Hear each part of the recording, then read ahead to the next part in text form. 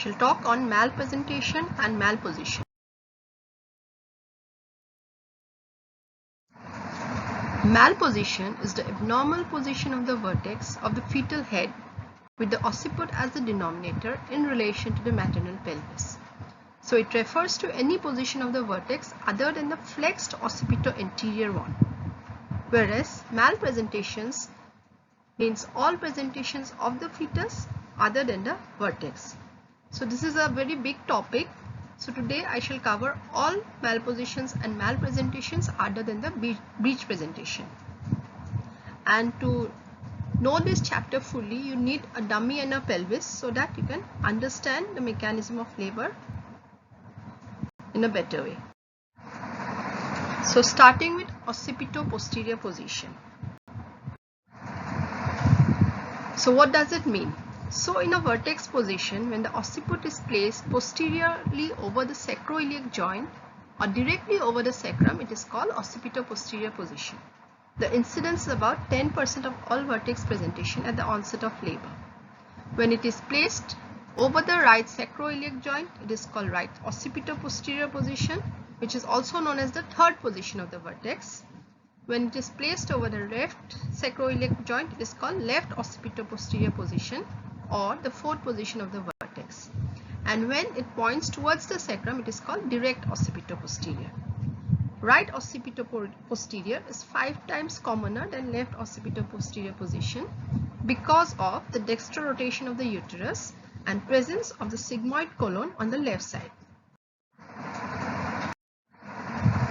What are the causes? First is the shape of the pelvic inlet. So in about 50% of the cases, it is associated with either an anthropoid or android pelvis. Fetal factors include any condition where there is marked deflection of the fetal head, such as high pelvic inclination or attachment of the placenta on the anterior wall of the uterus. Abnormal uterine contraction may lead to deflection of the fetal head, leading to occipito-posterior position. So on inspection, the abdomen looks flat below the umbilicus. There is a saucer-shaped depression, and an impression is created by the high unengaged head, which looks like a full bladder.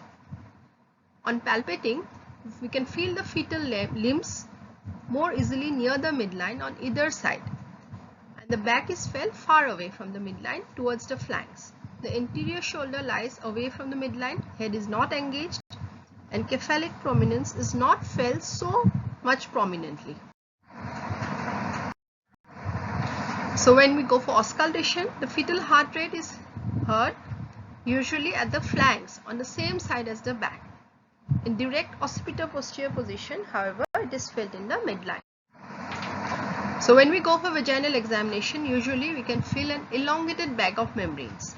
The sagittal suture occupies one of the oblique diameters of the pelvis. The posterior fontanelle is felt near the sacroiliac joint, and the anterior fontanelle is felt quite easily because of deflection of the fetal head. And if the patient is in late labor, sometimes there may be caput formation. So what are the fate of occipito-posterior position? So we will come one by one to the fates. So in 90% cases, the outcome is favorable and patient has a chance of having a normal vaginal delivery because of 3/8 anterior rotation of the occiput. Whereas in the next 10% of the cases, the outcome is likely to be unfavorable. So what is the mechanism of labor? So the engaging diameter of the fetal head, the transverse diameter is the biparietal diameter, which is 9.5 centimeter, and the AP diameter, anterior posterior diameter, is either suboccipitofrontal, that is 10 centimeter, or occipitofrontal, that is 11.5 centimeter. The head engages either through the right oblique diameter in right occipito-posterior or the left oblique diameter in case of left occipito-posterior position. Engagement is usually delayed because of the deflexed head. Now, as I have mentioned that in 90% of the cases, the circumstances are favorable. So in these cases, there is long anterior rotation of the occiput. So what happens? First, there will be flexion along with deflection. And when the head flexes, fetal head flexes, the occiput becomes the leading part.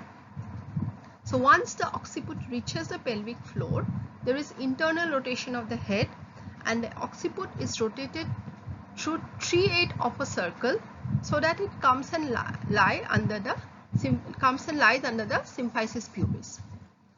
The shoulders also rotate. They turn through 2/8 of a circle so as to occupy either one of the oblique diameters. Now the rest of the mechanism is now just like the delivery in occipito-anterior position.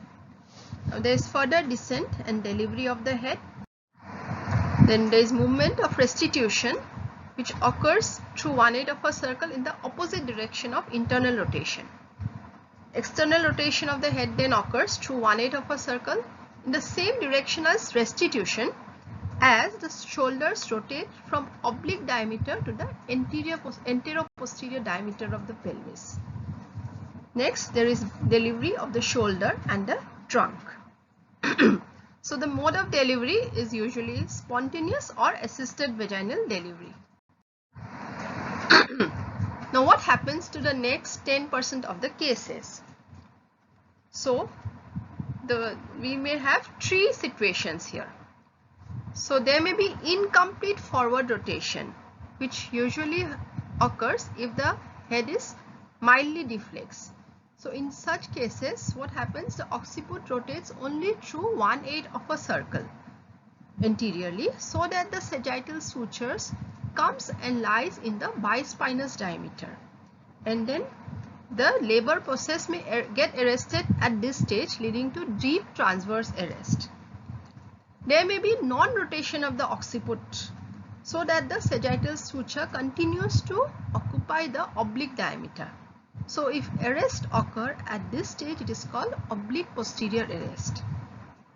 Then in markedly deflexed head, it is the sinciput which touches the pelvic floor and not the occiput. So what happens? There is anterior rotation of the sinciput through 1/8 of a circle, and the occiput therefore goes and occupies the sacral hollow. So this leads to a persistent occipito-posterior position of the vertex. Now, in favorable circumstances, that is, if the size of the baby is average, the uterine contractions are good, and the pelvis is also spacious, then delivery may occur in this position, which is called face to pubis delivery. But if arrest occurs, that is in unfavorable conditions, if arrest occurs, it is called occipito-sacral arrest. What is deep transverse arrest? Here the head is deep into the cavity, the sagittal suture is placed in the transverse bispinous diameter, and there is no progress in descent of the head even after half an hour to 1 hour following full dilatation of the cervix.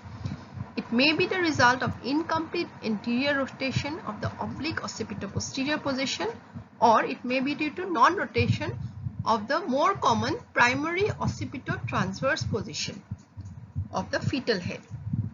The causes are faulty pelvic architecture, prominent ischial spine, flat sacrum, convergent side walls, deflexed head, weak uterine contractions, laxity of the pelvic floor muscles. The head is engaged, the sagittal suture lies in the bispinous diameter, the anterior fontanelle is quite easily palpable, and we may be able to detect faulty pelvic architecture. Management: if vaginal delivery is found safe, we may attempt delivery either by using ventouse or forceps, that is manual rotation and forceps application, or forceps rotation and delivery, which is done with Kielland's forceps, or otherwise we go for cesarean section. Now what do we do in persistent occipito-posterior position? It is an abnormal mechanism of the occipito-posterior position where there is malrotation of the occiput posteriorly towards the sacral hollow. So I have mentioned already that delivery may occur as face to pubis delivery, or there may be arrest, that is occipito-sacral arrest. There is more chance of perineal injuries in this case than with anterior vertex delivery. Cause is failure of flexion of the fetal head. Now coming to face to pubis delivery. So what is the mechanism of labor? So descent of the fetal head occurs till the root of the nose comes and hinges under the symphysis pubis. This is followed by flexion of the fetal head so that the brow, the vertex and the occiput are successively released out of the stretched perineum. And finally the face is borne by extension. Then there is restitution, that is the head rotates in the opposite direction of the internal rotation. This is followed by external rotation, that is the occiput rotates again through 1/8 of a circle in the same direction of restitution.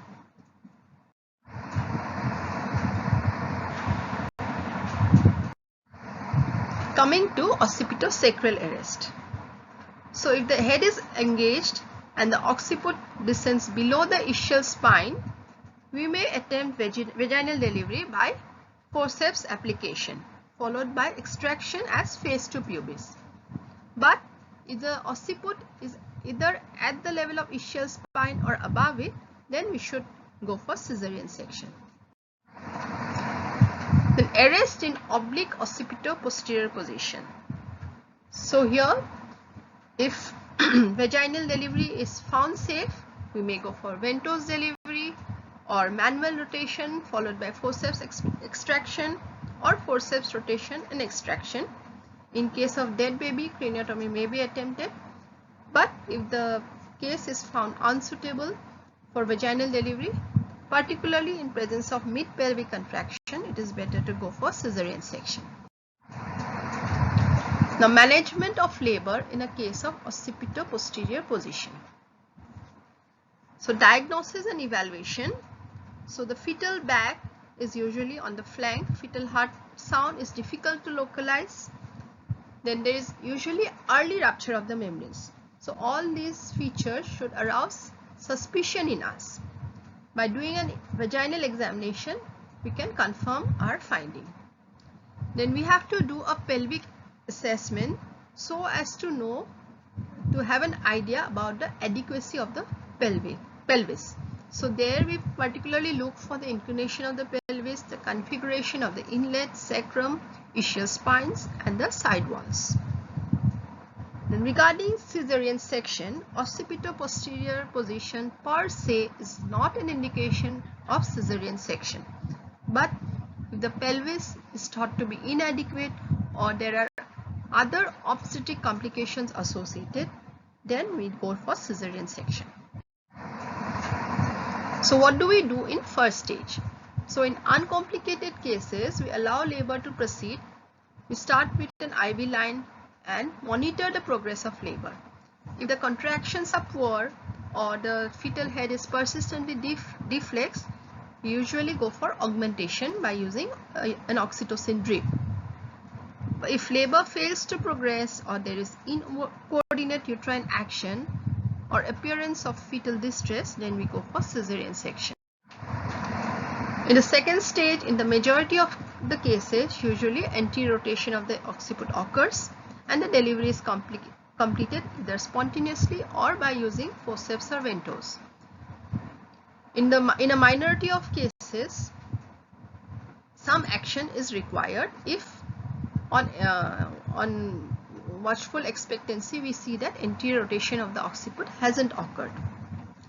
Third stage, we have to go for active management so as to prevent postpartum hemorrhage. Following delivery, we should go for meticulous inspection of the cervix and the lower genital tract so as to detect any injury that has occurred. What do we mean by manual rotation for occipito-posterior position? This is a procedure which is done under general anesthesia and lithotomy position. There are two methods, that is whole hand method and half hand method. Complications of delivery in a case of occipito-posterior position. So patient may go into obstructed labor, there may be maternal trauma, the fetus may suffer from trauma, there may be cerebral hemorrhage and there may be complications like cord prolapse. Next, we come to face presentation. So this is a variety of cephalic presentation where the presenting part is the face. The attitude of the fetus is that of complete flexion of the limb and extension of the spine. The denominator here is the mentum. Frequency is 1 in 500 birds and it is more common in multipara. Primary face presentation is usually rare, whereas secondary is more common. That is, it usually develops after the onset of labor. So what are the different positions of face presentation? So first position is right mento-posterior, second is left mento-posterior, third is left mento-anterior, and fourth is right mento-anterior. What are the etiologies? So maternal factors are multiparity, contracted pelvis, presence of pelvic tumors, or polyhydramnios. Fetal conditions usually include fetal anomalies like anencephaly, meningocele, dolichocephaly, tumors in the fetal neck like thyroid enlargement or other tumors in the neck, or loops of cord around the neck. So what is the mechanism of labor? In a case of face presentation with mento-anterior position, which is seen in around 60 to 80% of the cases.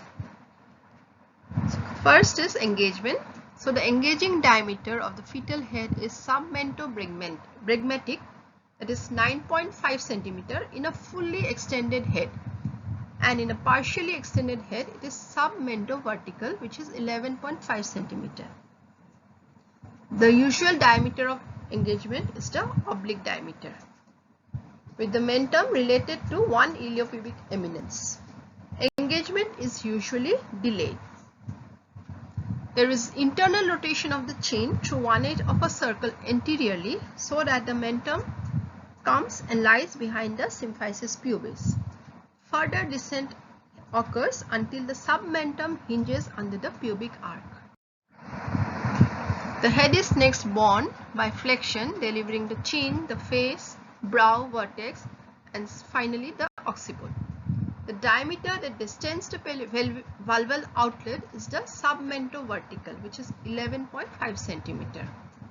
The chin then rotates externally to the side in which it was originally directed, and then the rest of the delivery is completed just like in case of occipito-anterior position. Now in 20 to 25% of cases, the position is mento-posterior.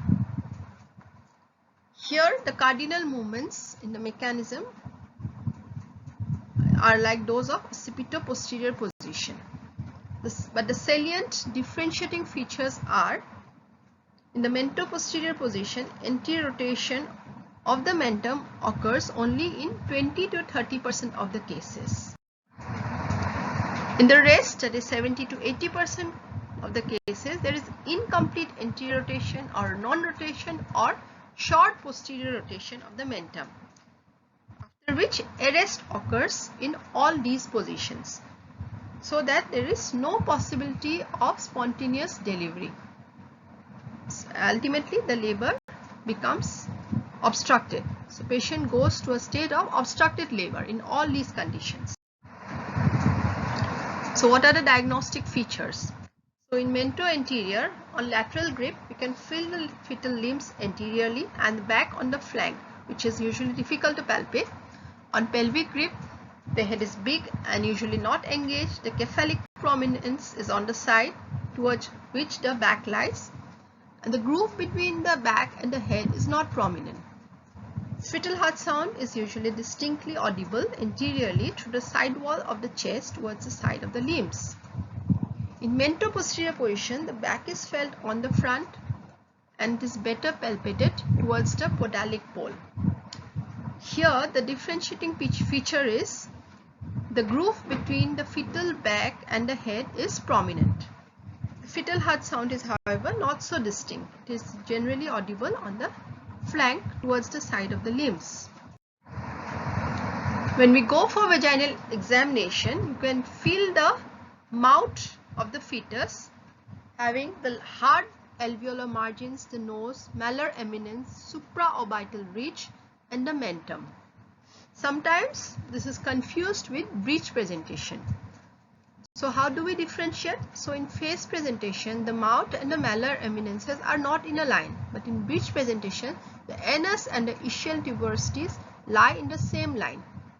Moreover, there is sucking effort of the mouth and hard alveolar margins, and there is usually no meconium stain noted. But in breech presentation, we frequently come across meconium staining of the gloved fingers. So what are the complications?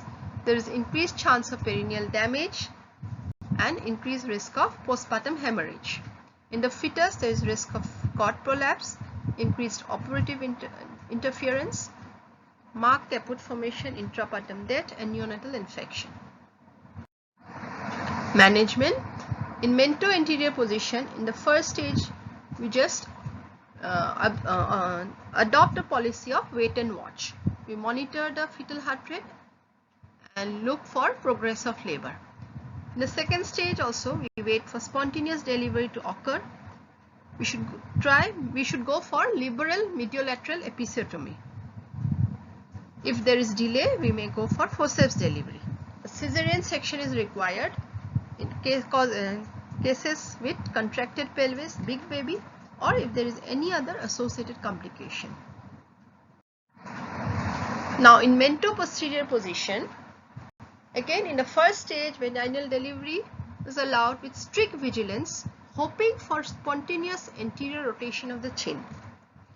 In the second stage, if anterior rotation of the chin occurs, then either spontaneous delivery occurs or we may go for forceps delivery with episiotomy. But in case of incomplete rotation or malrotation, cesarean section is the method of delivery. Next, we come to brow presentation. It is the rarest variety of cephalic presentation where the presenting part is the brow and the attitude of the head is deflexed. That is, the fetal head occupies midway between full flexion and full extension.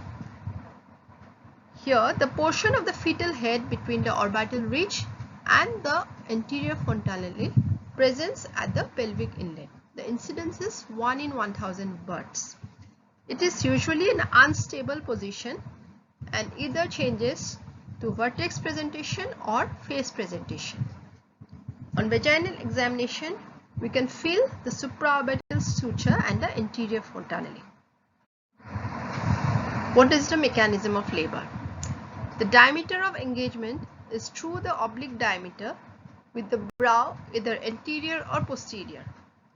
As the engaging diameter is mento-vertical, which is 14 cm, there is no mechanism of labor in an average size baby with an adequate pelvis.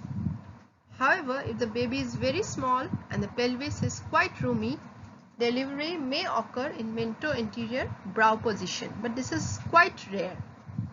Here what happens? The brow descends till it touches the pelvic floor. Then there is internal rotation and descent of the fetal head till the root of the nose hinges under the pubic symphysis. Next, the brow and the vertex are delivered by flexion followed by extension to deliver the face. But in case of posterior brow position, vaginal delivery is never possible. How to diagnose?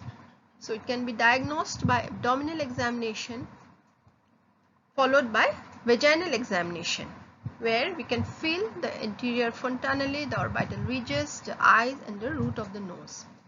And in late labor, there may be caput formation which may obscure the landmarks. In case of persistent brow presentation, there is chance of having obstructed labor which may lead to rupture uterus, particularly in a multipara woman. There may be spontaneous conversion of brow to either face or vertex position. Considerable molding of the fetal head usually occurs along with caput formation if the labor is quite prolonged.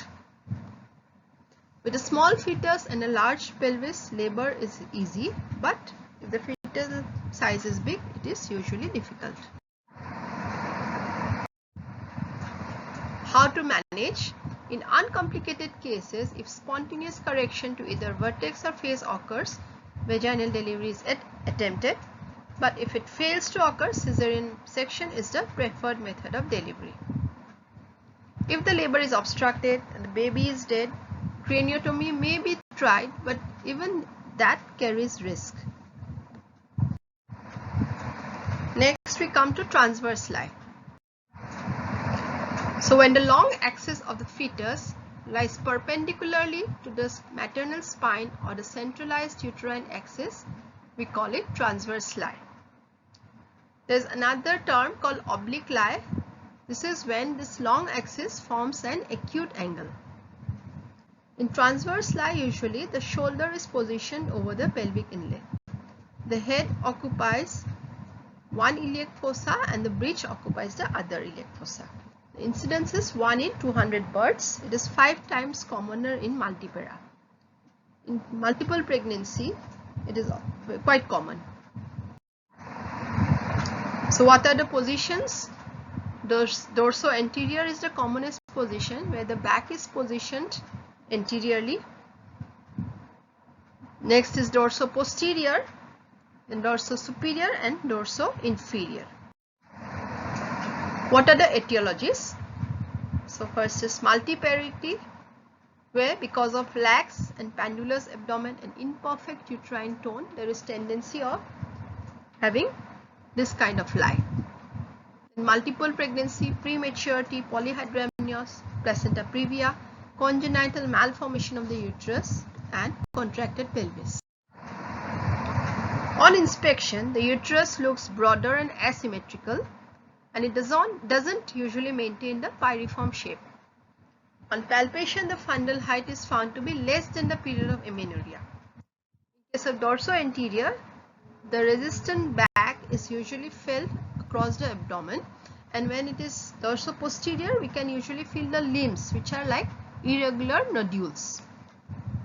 In fundal grip, we cannot feel either the breech or the head, but in lateral grip, we may feel the breech on one side and the hard globular head on the other side. Next, in pelvic grip, the lower pole of the uterus is found to be empty. On auscultation, the fetal heart sound is usually heard much below the umbilicus in dorso-anterior position. However, in dorso-posterior position, it is located at a higher level.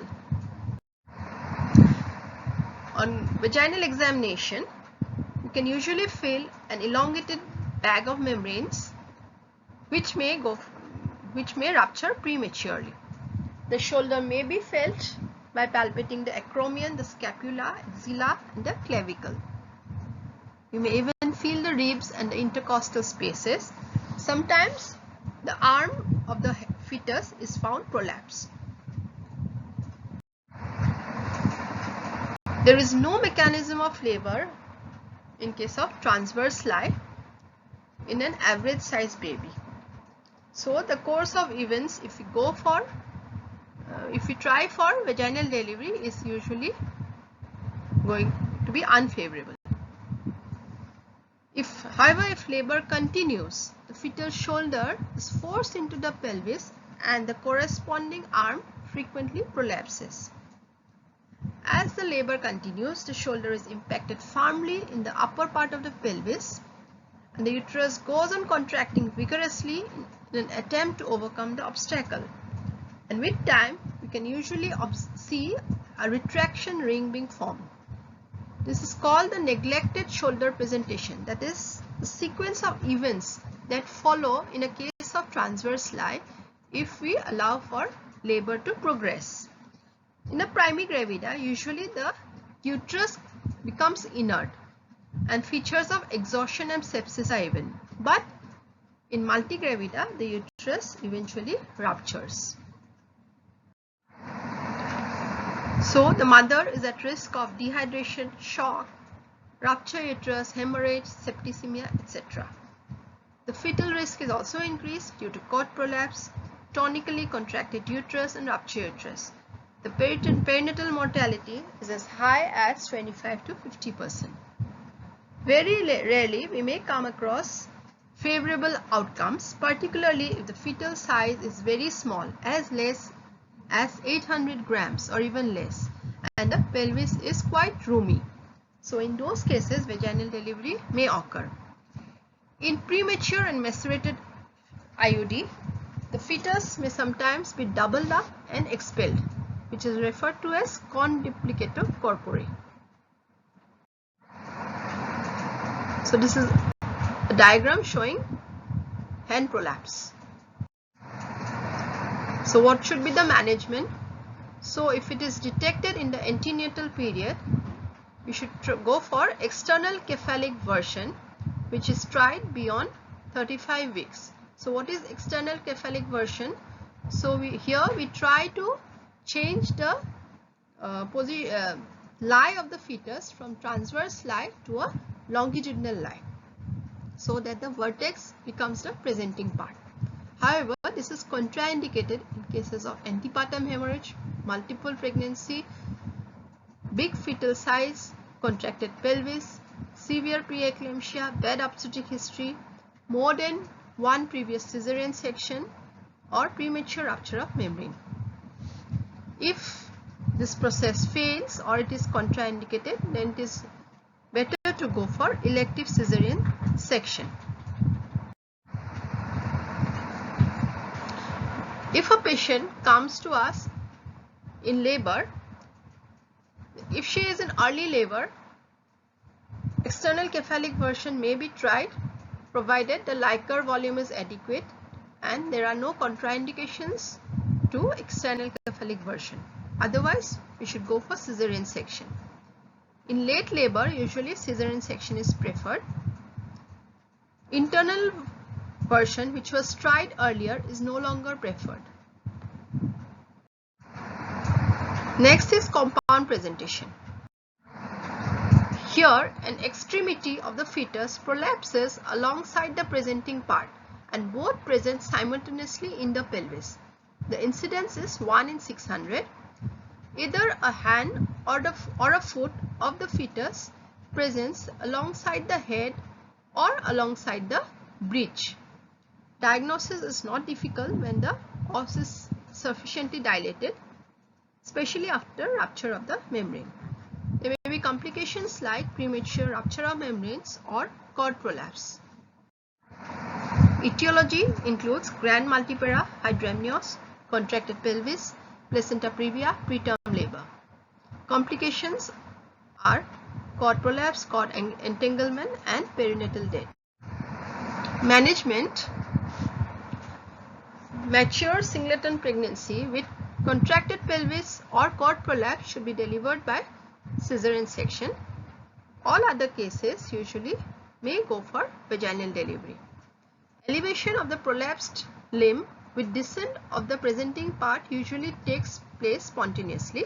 If it fails to occur, or if it appears to prevent the descent of the presenting part, the prolapsed part may be slightly pushed upwards and the head simultaneously downwards by fundal pressure. Finally, we come to cord presentation. So it is the abnormal descent of the umbilical cord by the side of the presenting part.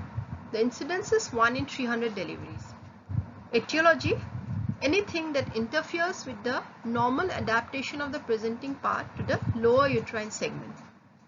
Common associations are malpresentations like transverse lie, breached with flex limb or foot link presentation, contracted pelvis, prematurity, multiple pregnancy, polyhydramnios, long umbilical cord, marginal insertion of the cord or minor degree of placenta previa, iatrogenic like artificial rupture of membrane or version. There are basically three types of umbilical cord prolapse. First is occult prolapse, where there is descent of the cord alongside the presenting part. Next is cord presentation, where the umbilical cord is present between the fetal presenting part and the fetal membrane. Here the cord has not passed the opening of the cervix and the membranes are intact. Third variety is cord prolapse, where there is descent of the umbilical cord past the presenting fetal part. Either the cord has gone into the vagina through the cervix, or it has protruded out of the vagina. Here there is rupture of the membranes, which leads to this cord prolapse. This is the commonest type of cord prolapse.